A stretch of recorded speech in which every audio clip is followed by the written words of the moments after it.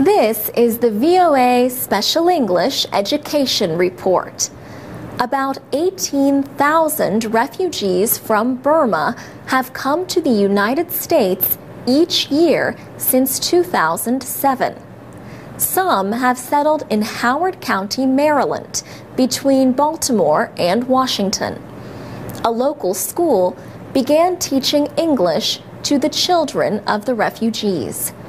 But while the children learned the language, their parents did not. Currently, almost 50 Burmese youngsters attend Bowman Bridge Elementary School. Laurel Conran teaches English to speakers of other languages. One of her students is Tane Jiang. Another student is Tane's mother, Thien Yang. The teacher practices English with the mother at the mother's workplace. Many Burmese refugees work at Coastal Sunbelt Produce. The company supplies fruits and vegetables to restaurants and other businesses. Laurel Conran started English classes there to help refugees from the country also known as Myanmar. The program is a 6-week session held every Wednesday from 12 to 1 o'clock. Each week, Ms. Conran goes to Coastal Sunbelt. As the Burmese workers eat lunch, they also practice their new language skills. They sit with an English-speaking volunteer in small groups. Lisa Chertok is a manager at the company and also has a child at Bowman Bridge. She helped Ms. Conran develop the lessons. When the Burmese employees got here, they were very, very shy. Now, I find that they are more responsive as employees. They are more communicative. And as parents, they are also more involved in their children's school. Jonathan Davis is the principal of Bowman Bridge Elementary School. He says, "I really see it as the beginning of a great partnership between a business and a school. And we've just begun to scratch the surface with how that could benefit, really, the greater community." Mr. Davis hopes the lessons will help Burmese parents feel better about communicating with the school. Even as simple as making a phone call to say that their son or daughter is sick, even if that's the amount of English that they have gotten from the program, that truly will help us. For their work, Laurel Conran and Lisa Chertok received a Community Builders Award from Howard County. Ms. Conran says, "As a community, we want to work together collaboratively because when everybody works together, it's a win-win situation." And that's the VOA Special English Education Report. We have a video about the program at voaspecialenglish.com. For VOA Special English, I'm Alex Villarreal. This is the VOA Special English Education Report. Did you make a New Year's resolution? Some of you shared your goals at the VOA Learning English page on Facebook. And no surprise, many of you said at least one of your goals for 2012 is to speak English better. Daniel Kwan even went so far as to declare, "I'm definitely going to try to study English at least an hour a day." Jose Antonio Velarde says, "My first resolution is to speak English as fluently as my Spanish." And Tuti Rial says, "My New Year's resolution is to be able to speak English and Mandarin fluently and be a better person." Juwita Zulmi says she wants to improve her English and get a scholarship to study overseas. Another goal for 2012, a new boyfriend. Durley Johanna Barreto has these two resolutions: to speak English fluently and to get a job. Hsian Kim also has two goals: to lose weight and improve speaking English. And Katie Cecalina has these resolutions: don't eat meat. I'll take it easy. Then to learn Spanish or Italian and find my real love. The last ones will be the most difficult, she thinks. Rafa Mintz's main goal is finishing high school and getting into a university. Lola Wesquito Octobrata says, I am going to get married and finish my undergraduate study with good results. And Uma Sharif is ready for the next step this year, a master's degree. Handri Permana has this resolution: be more meaningful before my time's up on earth. And Handri has this advice for others: have fun seriously in life. DNL Pajirian has fun playing the video game Defense of the Agents, or DOTA. DNL says, my New Year's resolution is, I want to spend more time on my studying than playing Dota. Refki Aditya's resolution is to not be lazy about studying anymore. And Noor Chenifa says, I want to be the best in my national examinations, to be a braver girl, and to take a scholarship abroad. Shara Radinka offered this comment: my resolutions are to pass vocational school, get a scholarship, and visit Singapore and Malaysia. And Sita Adyuda is thinking of Australia in 2012. I wish I could have a career abroad in my dreamland of Oz. And let's see, as I'm an optimist, I'm going to make it real this year. Ha ha ha. For VOA Special English, I'm Carolyn Presutti. Go to voaspecialenglish.com to read, listen, and learn English with our programs and activities.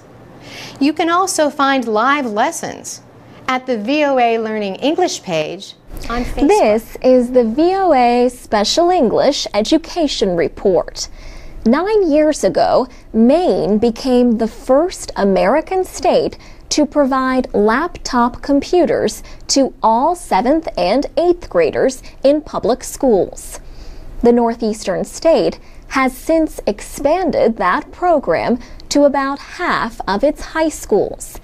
Now, one school system in Maine has launched a project to provide tablet computers, the Apple iPad, to all kindergartners. Some people have criticized the project as a waste of money, but school officials expect it to increase learning. Lori Gerard teaches 5- and 6-year-olds at Sherwood Heights Elementary School in Auburn, Maine. Before the students collect their iPad, they say a rhyme to remind them how to be careful with it. Fingers on the bottom, thumbs on top.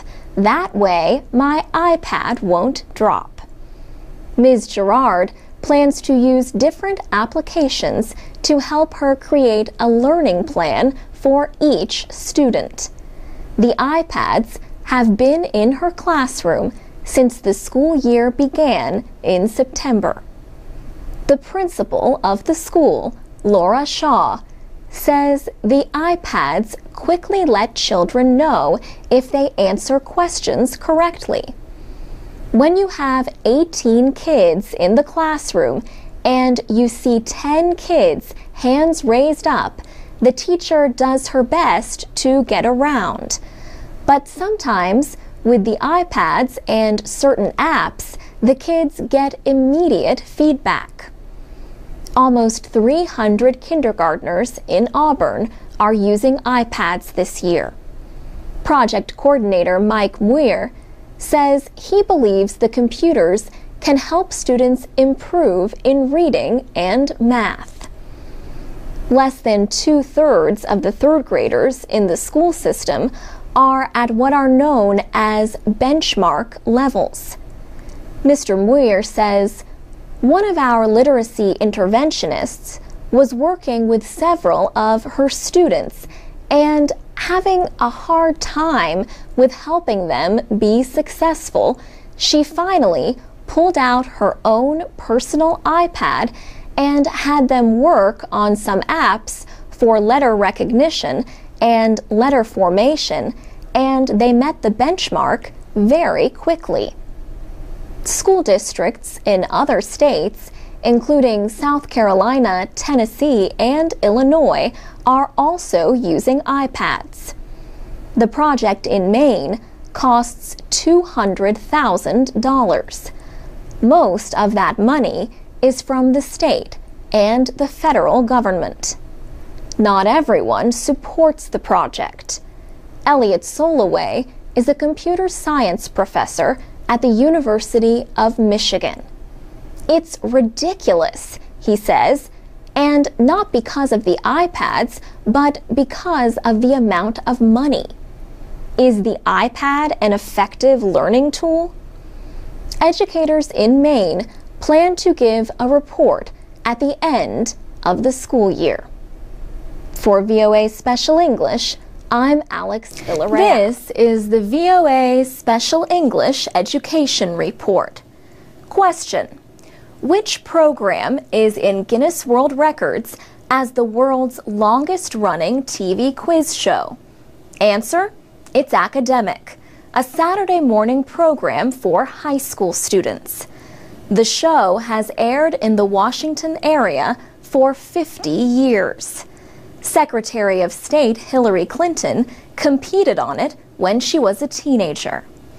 Teams from local schools answer questions on subjects like history, literature, math, science, religion, politics, and sports. Susan Altman is the producer of It's Academic. She says, it's a great age group to work with. They're fun, they're enthusiastic, they say funny things without even meaning to half the time. Ms. Altman's mother, Sophie, was a TV producer in the 1950s. She started It's Academic after local school officials asked her to create a program that showed outstanding students. Susan Altman says, at that time, 1961, the United States was going through a lot of upheaval with school integration, and they wanted things to help out, to make the schools look good, and to show that integration could work and work well. So this is what she came up with. The show's host, Mac McGarry, says, when we first started, the young people from various countries were not evident so much. Now, each program presents young people from all over the world, at least descendants from people all over the world. Mac McGarry is 84 and has hosted It's Academic since the beginning. He says, every time I look up, I see people who are just 17 years old, and somehow I think, well, I must not be growing older at all. Their enthusiasm is contagious, no question about it. More than 20,000 students have appeared on the show. Mac McGarry has asked more than 200,000 questions and gotten more than a few funny answers. We had a question one time, who defeated Napoleon at Waterloo? And the young fellow answered, Duke Ellington. Another time, we had a question of, who, along with Frederick Engels, wrote the Communist Manifesto? Groucho Marx. The correct answers, of course, are the Duke of Wellington and Karl Marx. Rockville High School in Maryland has won the championship on the show several times. Kelly Reeder led the team last year. My friends who are on It's Academic think it's cool that I'm the captain of the A-team, but my friends who are not on It's Academic think it's kind of funny. You can find a link to a video about It's Academic at voaspecialenglish.com. For VOA Special English, I'm Alex Villarreal. This is the VOA Special English Education Report. Current and former students from Berklee College of Music in Boston recently returned to the United States after 3 weeks in Kenya. They were part of a cultural exchange program aiming to influence lives through music. They taught music, performed, and donated instruments to a Kenyan community center. They also learned about traditional Kenyan music. Music is an important part of life in Kenya. Sam Lutomia works for the Berklee College of Music, but he was born and spent his early years in Kenya. He helped to create a group called Global Youth Groove. Its goal is to bring Western music to young Kenyans and get them to consider music as a career. Mr. Lutomia says he started talking with Berklee students and teachers, and they all liked the idea. Then they started collecting musical instruments. 13 Americans made the trip to Kenya in July. They included 4 high school students from the Boston area. The first stop was Nairobi. There, they got a chance to meet with local musicians and listen to them play.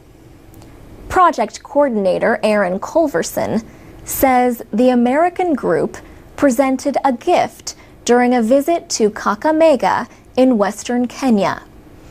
The gift included about 20 instruments, some recorders, and an entire drum kit. The Americans also gave out laptop computers and recording software. Many Kenyans attended the activities offered by the group. One Berklee student, David Chapman, said for some of the Kenyans, it was the first time to see and touch such instruments. Aaron Culverson says music can give someone a sense of power. When you put music in front of children, he says, it seems that their minds open up.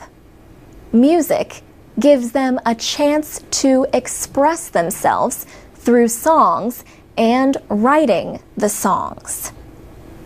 The Americans also performed at a national music festival. During the trip, Aaron Culverson says they met with local musicians and listened to them play. They also learned about traditional Kenyan instruments, dances, and songs. Trip organizer Sam Lutomia says he is happy with the levels of energy the exchange program has produced. He hopes the trip will take place every year and expand to neighboring countries. For VOA Special English, I'm Alex Villarreal. You can learn English and stay informed every day from your computer or mobile device at voaspecialenglish.com. You can also find us on Facebook, Twitter, and iTunes at VOA Learning English.